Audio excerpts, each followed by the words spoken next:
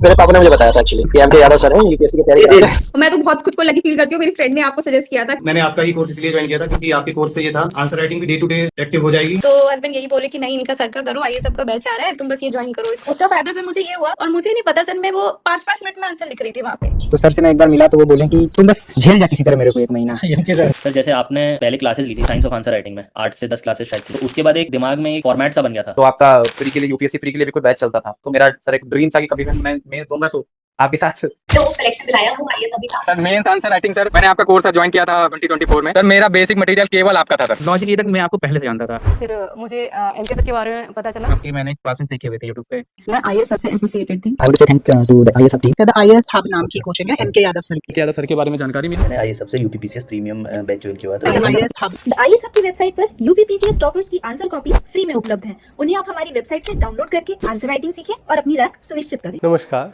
मेरा नाम परीक्षित मदान है। मैंने इस साल 70th बीपीएससी एग्ज़ाम में 4th रैंक प्राप्त की है।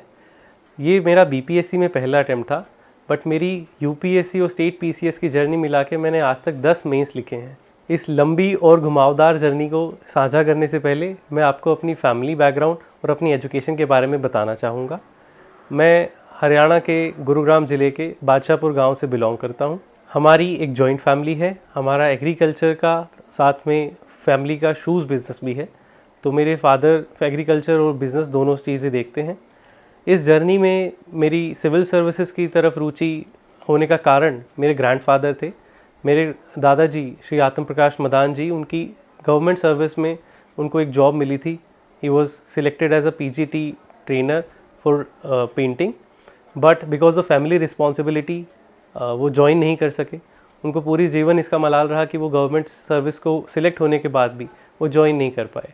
सो मेरे फादर एंड मेरे अंकल, मेरे चाचा जी, इन सब ने मुझे प्रमोट करा कि मैं दोबारा से एक प्रयास करूं कि उनकी फैमिली में से कोई ना कोई तो गवर्नमेंट सर्विस में चला जाए। तो फैमिली में एग्रीकल्चर और बिज़नेस होने के बावजूद भी उन्होंने मुझे सपोर्ट करा कि मैं सिविल सर्विसेज की तरफ जाऊं। तो इसी तरफ से मैंने जो अपनी एजुकेशन थी वो पहले तो अपने गाँव के स्कूल से ही करी। शिक्षा भारती पब्लिक स्कूल से मैंने 10th क्लास तक पास करी। उसके बाद मुझे पढ़ने के लिए गुड़गांव शहर भेज दिया गया, तो मैंने डीपीएस गुड़गांव से क्लास 12th पास करके और नॉर्थ कैप यूनिवर्सिटी से बैचलर्स ऑफ बिजनेस एडमिनिस्ट्रेशन की पढ़ाई करी, ताकि अगर ये एज अ अटेम्प्ट सक्सेसफुल भी नहीं होता है तो मैं बिज़नेस को अपने अच्छे से संभाल सकूं। इसके बाद मैं तैयारी करने के लिए दिल्ली मूव कर गया। 2017 में मैं वाजीराम में फाउंडेशन कोर्स मैंने ज्वाइन करा, यूपीएससी सिविल सर्विसेज की तैयारी शुरू करी और यूपीएससी के मैंने लगातार 5 अटेम्प्ट दिए 2018 से लेके 2022 तक। इस जर्नी के अंदर मैंने एज एन ऑप्शनल सब्जेक्ट अपना हिस्ट्री को रखा। तो हिस्ट्री में जैसे जैसे मेरा इंटरेस्ट बढ़ता रहा तो साथ में मैंने एमए हिस्ट्री करी। मैंने यूजीसी नेट जेआरएफ एग्ज़ाम भी क्वालिफाई करा। मेरा इंटरेस्ट हिस्ट्री में इतना हो गया था that I was about to start for PhD in history, and in the meanwhile ये रिज़ल्ट आया। बट ये जर्नी इतनी स्मूथ नहीं थी जितनी लग रही है। पहले 5 अटैम्प्ट के अंदर मैंने यूपीएससी का प्रीलिम्स एक बार क्लियर करा इन माई 2019 के सेकेंड अटैम्प्ट में। उसके बाद जैसे कोविड आया और मेरी पढ़ाई के अंदर थोड़ा ब्रेक आया, एक बार कभी जीएस क्लियर नहीं हुआ, कभी सीसैट क्लियर नहीं हुआ, तो मल्टीपल प्रीलिम्स में भी यूपीएससी में बहुत फेलियर मुझे देखने को मिले। इस दौरान मैंने अदर स्टेट पीसीएस के ऑप्शंस को एक्सप्लोर करा। फ्रॉम ईयर 2021 जब मेरे 4 अटैम्प्ट हो गए थे तो मैंने स्टेट पीसीएस में हरियाणा स्टेट पीसीएस का एग्ज़ाम सबसे पहले दिया। मैंने उसका प्रीलिम्स क्वालिफाई कर लिया, बट फिर वो प्रीलिम्स क्वालिफाई करने के बाद कुछ कारणवश वो एग्ज़ाम कैंसिल हो गया, तो मैं अपनी लाइफ के one of the lowest point पे आ गया था। बट देन आई थॉट कि मैं अदर स्टेट पीसीएस को भी एक्सप्लोर करता हूँ। तो साल 2022 से मैंने लगातार बहुत सारे स्टेट पीसीएस दिए। 2022 में मैंने दोबारा हरियाणा पीसीएस का एग्ज़ाम हुआ, वो क्लियर किया, उसका प्रीलिम्स दिया, मेंस दिया, इंटरव्यू तक पहुंचा, बट फाइनली सिलेक्शन नहीं हुआ। उसके बाद मैंने यूपी पीसीएस के एग्ज़ाम दिए। यूपी पीसीएस में मैंने प्री दिया, मेंस क्लियर करा, इंटरव्यू तक पहुंचा। ऐसे मैंने यूपी पीसीएस के 3 बार मेंस और 1 बार इंटरव्यू दिया। ऐसा करते हुए मेरे यूपीएससी के साथ साथ स्टेट पीसीएस के अटैम्प्ट्स बढ़ते गए। साल 2024 में मेरा यूपीएससी का लास्ट अटैम्प्ट था। उसी साल मैंने हरियाणा पीसीएस का तीसरी बार मेंस दिया और उसका जो इंटरव्यू था वो 10 जून 2024 को शेड्यूल था। मैंने इंटरव्यू दिया, मैं काफ़ी होपफुल था कि हरियाणा में मेरा सिलेक्शन हो जाएगा। उसका रिज़ल्ट जो आया वो 14 जून 2024 को आया और फाइनली मेरा 4 मार्क्स से फाइनल लिस्ट से सिलेक्शन रुक गया। उसके अगले ही दिन 16 जून 2024 को मेरा यूपीएससी का प्रीलिम्स था और वो मेरा लास्ट अटैम्प्ट भी था। मैंने फिर भी हिम्मत ना हारते हुए उस एग्ज़ाम को देने चला गया। मैं एक आंसू में, मेरी आंखें नम थी, मैं रो रहा था, बट मेरी माँ ने मुझे हौसला दिया कि मैं दोबारा जाके उस एग्ज़ाम को दूँ। हालांकि मेरा प्रीलिम्स हो गया लास्ट अटैम्प्ट में, बट फिर वो लास्ट का मेंस का मेरा क्लियर नहीं हो पाया। उसका रिज़ल्ट, लास्ट अटैम्प्ट के मेंस का रिज़ल्ट मेरा 9 दिसंबर 2024 को आया, और संयोग कुछ ऐसा बना कि उसके अगले ही दिन मुझे बिहार पीसीएस के प्रीलिम्स के लिए जाना पड़ा, क्योंकि बिहार पीसीएस का प्रीलिम्स 13 दिसंबर 2024 को शेड्यूल था। तो मैं रोते हुए फिर से ट्रेन में बैठ गया और इसका प्रीलिम्स मैं देने चला गया। मेरे इतने सालों की मेहनत, इतने सालों का संघर्ष मैं देख चुका था कि मेरे लास्ट अटैम्प्ट में ख़त्म हो गया है। यूपीएससी के मेरे अटैम्प्ट्स एग्जॉस्ट हो गए हैं, बट मैंने सोचा कि जो भी मैंने इन सालों में अर्जित किया है वो मेरा ज्ञान है, वो कहीं नहीं जा सकता। जो मैंने आंसर राइटिंग के स्किल्स सीखे हैं, जो मैंने प्रीलिम्स की स्ट्रैटेजी सीखी है अपनी तरफ से कि कैसे मैं हर बार अच्छे अटैम्प्ट से प्रीलिम्स क्लियर कर पा रहा हूँ, अदर स्टेट पीसीएस के प्रीलिम्स क्लियर कर पा रहा हूँ, तो उसको मैंने सोचा कि इस बार मैं इम्प्लीमेंट करके देखता हूँ, शायद बिहार पीसीएस में ही मेरी सक्सेस होना लिखा हो। तो इस इरादे से मैं बिहार पहुँचा। पूर्णिया में मेरा सेंटर आया। मैंने जैसे तैसे प्रीलिम्स पेपर दिया। पेपर देने के बाद मुझे लगा कि एक उम्मीद तो हो जाती है हमें कि शायद पेपर क्लियर हो जाएगा, और वैसा ही हुआ। उसके थोड़े दिन बाद जैसे आंसर की आई एंड ऑफिशियल हमें लगा कि इतने मार्क्स बन रहे हैं, तो मुझे लगा कि मुझे अब मेंस की तैयारी में जुट जाना चाहिए। तो मैंने बिना कोई समय गंवाए बिहार पीसीएस के मेंस की तैयारी में फुल फ्लेजेडली में जुड़ गया। उसके बाद मैंने बिहार पीसीएस का मेंस क्वालिफाई करा, फिर इंटरव्यू दिया, और फाइनली इस सिलेक्शन को मैंने प्राप्त करा। तो अब इस सक्सेस के बाद बात आती है कि आखिर में मैंने करा कैसे। मैंने जैसे बताया आपको कि प्रीलिम्स का जो मेरा पेपर था बिहार पीसीएस का, वो मेरे मेंस के रिज़ल्ट के सिर्फ 2-3 दिन बाद था, और मैं ट्रेन में था। बट इसकी तैयारी तो मेरी काफ़ी सालों से शुरू हो चुकी थी। मैंने जो भी प्रीलिम्स में, यूपीएससी का प्रीलिम्स हो, यूपी पीसीएस का प्रीलिम्स हो, या हरियाणा पीसीएस हो फॉर दैट मैटर, ये सब स्टेट पीसीएस और यूपीएससी प्रीलिम्स लगभग सेम होते हैं। ऐसा ही बिहार पीसीएस के साथ भी हुआ। तो जो मेरे यूपीएससी के स्टैटिक प्रिपरेशन थी, जो मैंने एनसीईआरटी, जो मैंने स्टैंडर्ड सोर्सेज पहले पढ़ रखे थे, उसका मुझे बहुत ज़्यादा फ़ायदा हुआ। और एक ख़ास बात जो मैंने हमेशा हर एग्ज़ाम में अपने लिए अपनाई करी है, वो है उस एग्ज़ाम के प्रीवियस ईयर क्वेश्चन को इस तरीके से पढ़ना, इस तरीके से समझना कि मैं उसकी रूह को जान जाऊँ, so that I understand the spirit of that examination.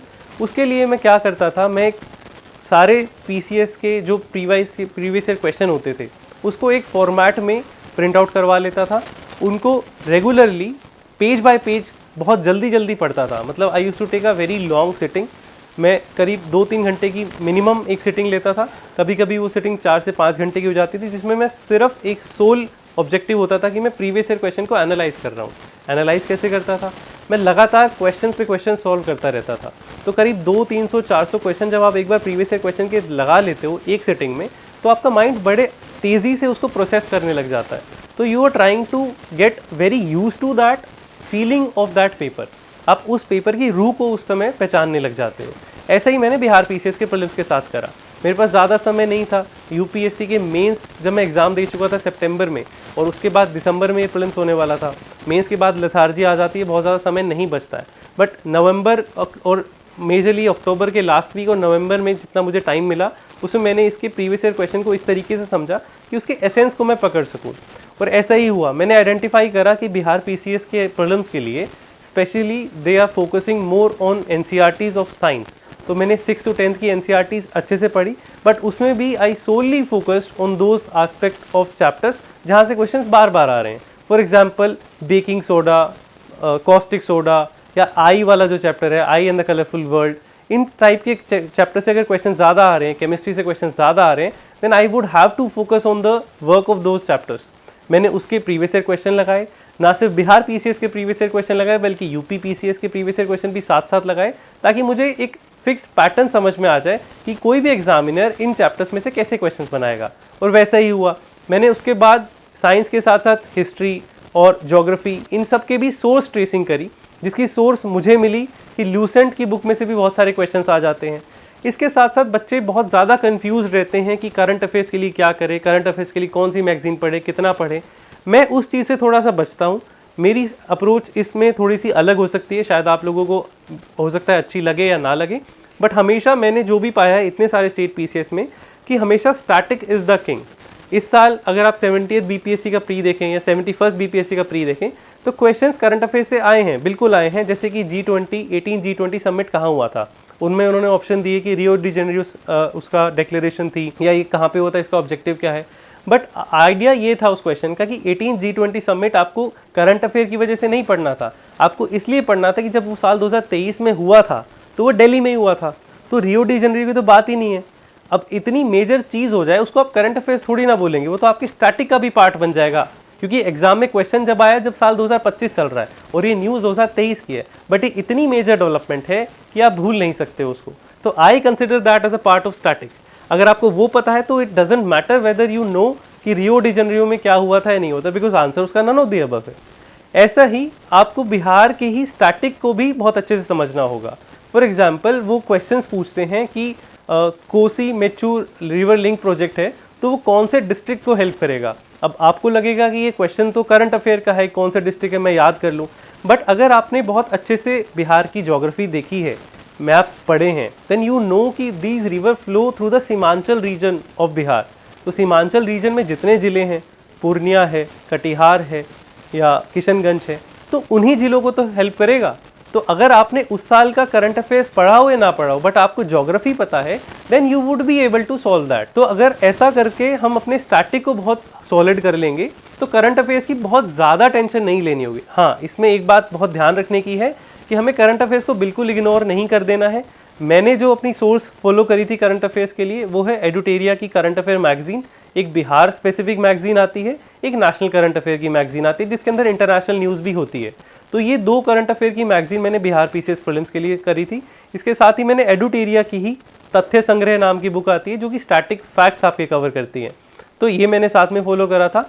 इसके अलावा मैंने करंट अफेयर की कोई सोर्स नहीं करी थी एज अ मैगजीन, बट मेरी एक हैबिट रही है शुरू से, from the initial phase of my attempts मैं न्यूज़पेपर्स को बहुत अच्छे से पढ़ता था। अब वो एग्ज़ाम स्पेसिफिक नहीं होते थे। अब एग्ज़ाम मेरा चाहे हरियाणा का हो, चाहे यूपी का हो, चाहे बिहार का हो, न्यूज़पेपर में थोरोली द हिंदू ही पढ़ता था और लास्ट के फेजेस में मैं इंडियन एक्सप्रेस पढ़ने लगा था जब इंटरव्यू आया था।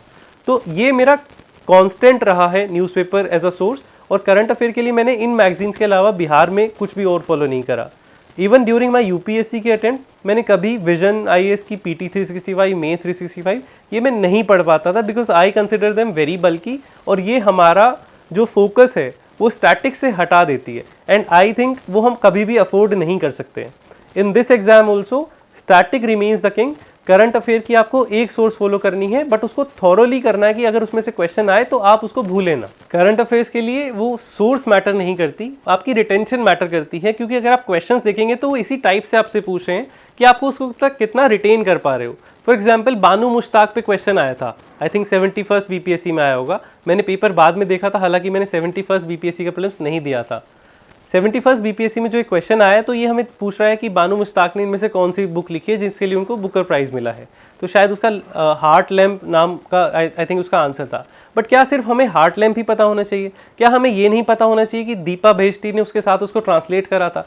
मे बी ये इन्फॉर्मेशन भी उतनी ही ज़्यादा ज़रूरी है, और हो सकता है अगले एग्जाम में वो ये भी पूछ लें कि इनके साथ बानू मुश्ताक के साथ किसने ट्रांसलेट करी थी, और ये किसी अदर एग्जाम में पूछा भी गया होगा। तो हमें जिस भी करंट अफेयर को हम पढ़ रहे हैं उसको इतना थॉरोली पढ़ें कि उसके हमें आगे पीछे दाएं बाएं सब पता हो। ऐसे करने से हम उस एग्ज़ाम को एनालिटिकल बना लेते हैं, चाहे वो फैक्चुअल एग्ज़ाम ही क्यों ना हो, जैसा कि बीपीएससी का एग्ज़ाम का पैटर्न थोड़ा फैक्चुअल से एनालिटिकल की ओर जा रहा है। पहले से वन वर्ड टाइप क्वेश्चंस आते थे, अभी वो स्टेटमेंट टाइप क्वेश्चन आ रहे हैं जिसमें दे आर आस्किंग कि ए और बी ठीक है या बी और सी ठीक है, then that requires your analytical skill. And over the time period मैं इसको ऐसा ही देखता हूँ कि यूपीएससी के पैटर्न के साथ अलाइन होता जाएगा, चाहे इसमें कुछ साल लगे अभी, बट इन एसेंस वो उसी दिशा में जा रहा है। प्रीलिम्स के लिए apart from solving previous year question, apart from having a lot of command on these static sources as well as one single source for current affairs, मुझे लगता है मॉक टेस्ट का बहुत ज़्यादा रोल होता है। हालांकि बिहार पीसीएस के लिए मैंने प्रीलिम्स का कोई भी एक भी मॉक टेस्ट नहीं लगाया था, बट क्योंकि मैंने यूपीएससी के लिए बहुत सारे प्रीलिम्स के मॉक टेस्ट लगाए थे, विजन के लगाए थे, वाजीराम के लगाए थे, फोरम के भी लगाए थे, तो उसने मुझे हेल्प करी है। मैंने बिहार पीसीएस के प्रीलिम्स में मुझे अब तक कोई क्वालिटी में मॉक टेस्ट नहीं लिखा है। आप इसके लिए ये कर सकते हैं कि जिस साल आपका अब जैसे 72nd बीपीएससी का प्रीलिम्स आ रहा है, जो अब जब भी वो हो, सितंबर अक्टूबर जिस भी मंथ में हो, उससे पहले अगर इस साल किसी और स्टेट पीसीएस के एग्ज़ाम हुए हैं, मान लीजिए कि यूपी का हुआ है, मध्य प्रदेश का हुआ है, झारखंड का हुआ है, तो उन एग्ज़ाम में, साथ ही यूपीएससी के सीएपीएफ में, सीडीएस में, इन सारे एग्ज़ाम्स में जो पेपर हुए हैं उनकी क्वालिटी बहुत हाई लेवल की होती है। आप ट्राई कीजिए कि उनके क्वेश्चन आप अटेम्प्ट कर ले एज अ मॉक टेस्ट, तो वो भी आपका सफिशिएंट प्रैक्टिस करवा देगा। बात इसके अलावा हमें ये भी देखना है कि हम टाइम मैनेजमेंट अपना प्रीलिम्स एग्जाम के अंदर अच्छा कर लें, क्योंकि बिहार पीसीएस हो या यूपी पीसीएस, इन दोनों ही एग्जाम में 150 क्वेश्चन आते हैं, जो कि डिफरेंट है from UPSC strategy of 100 questions. तो अगर कोई यूपीएससी बैकग्राउंड वाला बच्चा इन एग्जाम को टारगेट कर रहा है, then he must practice that in the 150 question in 2 hours format. उसको उस फॉर्मेट के अंदर 150 क्वेश्चंस का ओएमआर भी ढंग से भर ले, ये भी बहुत ज़रूरी स्किल है। अगर ये नहीं करते हैं तो इसमें भी अगर 1-2 मार्क्स भी हमारे चले जाते हैं, देन हमारे सारे किए कराए पे पानी फिर जाता है। And I don't want anybody of you to face that situation. So kindly do practice mock test, जो भी अगर आपको ठीक क्वालिटी के मिले, नहीं तो जैसे मैंने बताया अदर एग्जाम्स के भी टेस्ट को एज अ मॉक टेस्ट भी दे सकते हैं। Moving to how I did in mains की स्ट्रैटेजी मेरी ऐसी रही है कि मैंने अपने सारे सिलेबस पॉइंटर्स में, यूपीएससी के जो सिलेबस पॉइंटर्स थे उनमें मैंने ट्राई करा कि मैं हर एक टॉपिक के पेज वाइज नोट्स बना लूँ। ये मेरा ड्रीम था from the start of my preparation, and even after the end of my preparation ये कंप्लीट तो नहीं हुआ। तो इट साउंड्स वेरी गुड कि आपके पास हर टॉपिक के नोट्स हों। मैंने ट्राई करा बट मैं सब टॉपिक्स के नहीं बना पाया। For GS2 I had made complete notes of topic wise notes.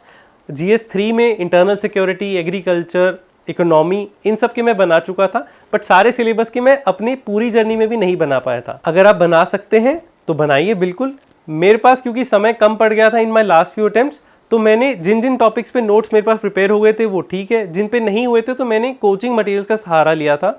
मैंने ओनली IAS की प्रहार एक बुक आती है वो पढ़ी थी, जैसे कि मेरे एथिक्स के नोट्स कंप्लीट नहीं थे। इसके अलावा मैंने ज्योग्राफी के लिए वाजीराम की स्मैशर्स यूज़ करी थी। ये सभी सब्जेक्ट्स में अवेलेबल हैं, तो आप जो भी वाजीराम की स्मैशर या PW की प्रहार, जिस भी टॉपिक पास आपके पास नोट्स नहीं है, आप उनको as a reference material use कर सकते हैं। बट आइडिया हमें ये समझना होगा कि मेंस एग्जाम में केवल पढ़ना मैटर नहीं करता। आपने नोट्स बना लिया, आपने पढ़ लिया, वो एक पार्ट है। हम हमारी प्रिपरेशन को एक लीनियर फेज में समझते हैं कि पढ़ा, टेस्ट लिखा और पेपर में पास हो गए और इस लीनियर फेज में आपका सिलेक्शन हो जाएगा। मैं मानता हूँ ऐसा नहीं होता। मेरे हिसाब से प्रिपरेशन स्ट्रैटेजी कॉन्सेंट्रिक सर्कल्स में जाती है।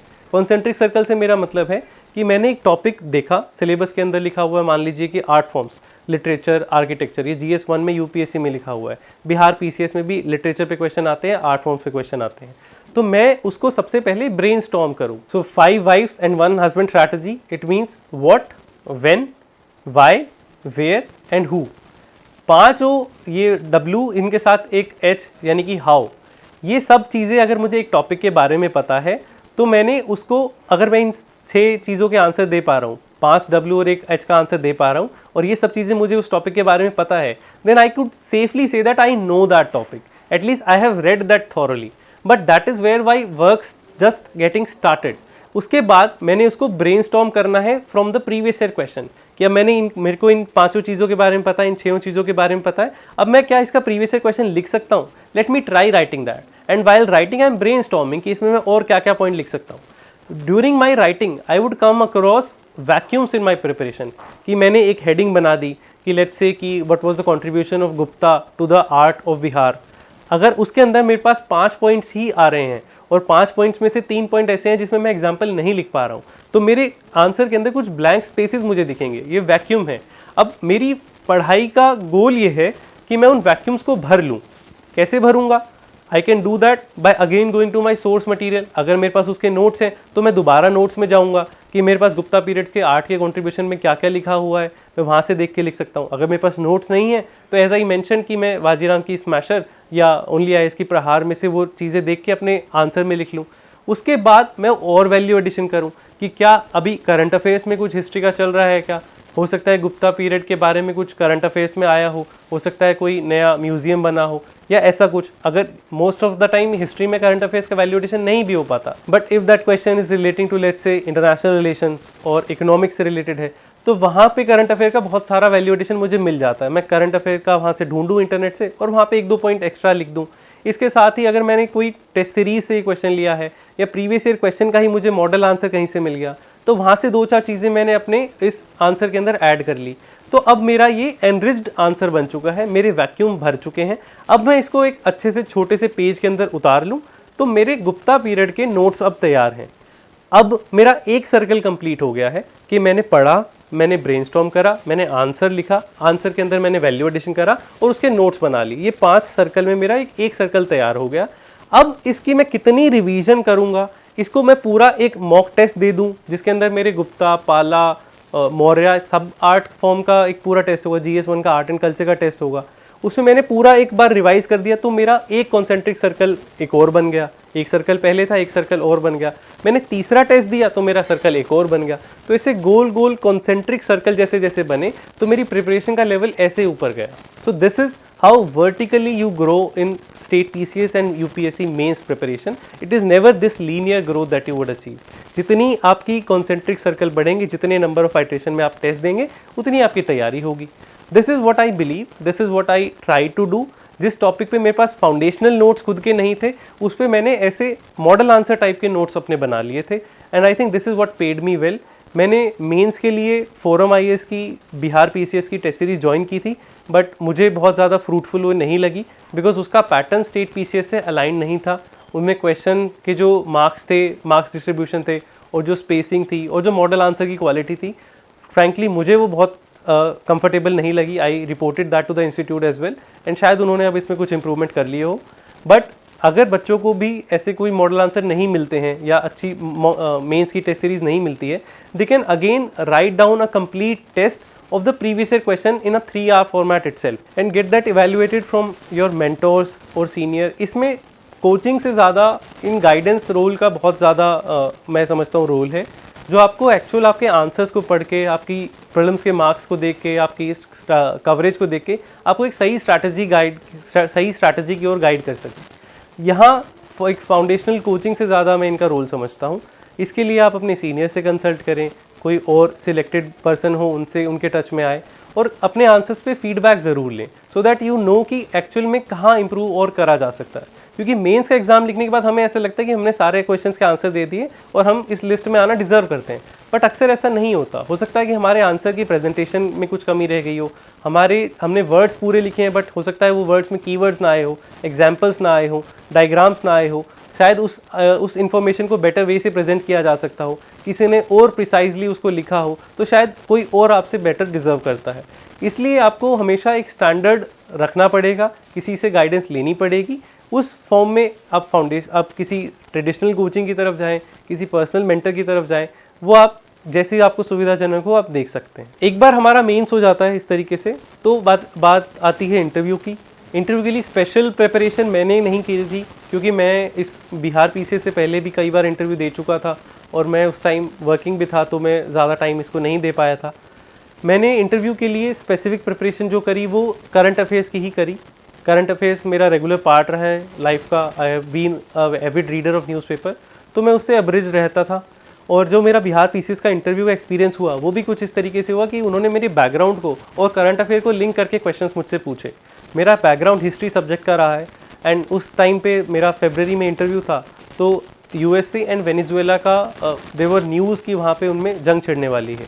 तो जो बोर्ड मेंबर्स थे उन्होंने लिंक करके मुझसे पूछा कि how do you see this invasion of Venezuela by USA, does that have any background in history, क्या हिस्ट्री में भी ऐसा US की कोई स्ट्रैटेजी रही है।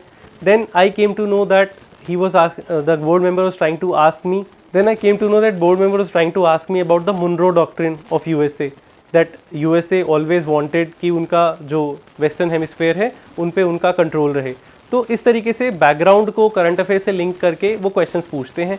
आप अपने बैकग्राउंड को तैयार रखेंगे अगर आपने जो भी ग्रेजुएशन करी है, जो भी आपका ऑप्शनल सब्जेक्ट रहा हो, और साथ में उस टॉपिक में इस टाइम पे करंट अफेयर में क्या चल रहा है, अगर आप उन दोनों सिरों को अच्छे से जोड़ेंगे तो आपका इंटरव्यू मोर लेस अच्छी दिशा में चला जाएगा। They ask me question about my hobby as well.